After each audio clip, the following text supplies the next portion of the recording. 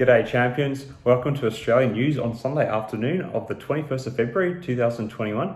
I guess I am your host, Sean Burgundy.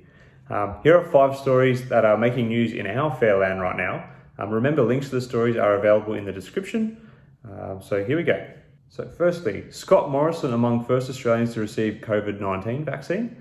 The historic moment of Australia's first COVID-19 vaccination dissolved into giggles this morning when the PM's attempt to add a photo op went wrong, when Jane Miliciak, the first recipient of the vaccine, inadvertently flipped the nation the bird. See more details at news.com.au. Also making news, cash boost to be given for Victorian businesses as travel voucher scheme expanded. Businesses hit hard by Victoria's recent circuit breaker lockdown will be given a cash injection to help return revenue lost over the last 5 days. The circuit breaker support package is worth a total of $143 million and will largely be directed to businesses in events, tourism, hospitality and accommodation. Also, the local tourism voucher program will be expanded as part of this package. More on this at Channel 9. The big questions left unanswered about the alleged rape of Brittany Higgins at Parliament House.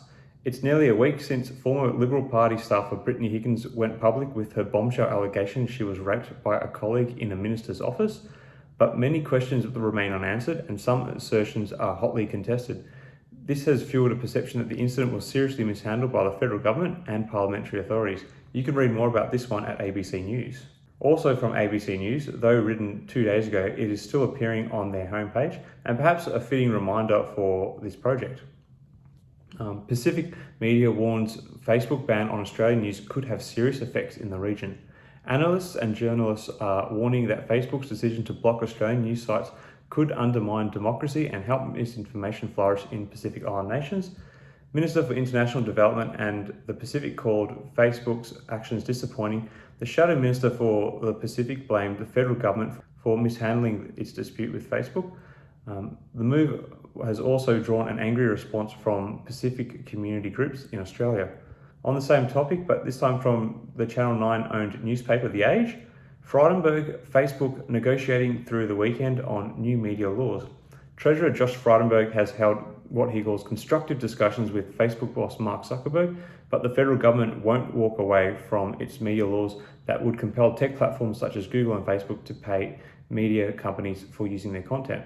Facebook staff and federal treasury officials are working through the weekend on the details of the proposed new media bargaining laws in a bid to end the standoff between Australian media companies and the social media giant. There you have it, 5 headlines from today's news. You may not always like the media for perceived and embedded biases, but having a healthy and competitive media is an essential part of a strong democracy. If you want to show your support for the Australian media in their tussle against Facebook, you should consider sharing this video and any other media update videos I do, particularly on Facebook. Also, consider potentially joining the group on Facebook that I've created. Finally, if you have a bit more time, you could even consider approaching this like I am and creating videos or some other form that could share the media through a third party via Facebook. I mean, I can't cover all of the Australian news and everyone has their own unique audience that they can share with. So go for it. You stay classy, Australia.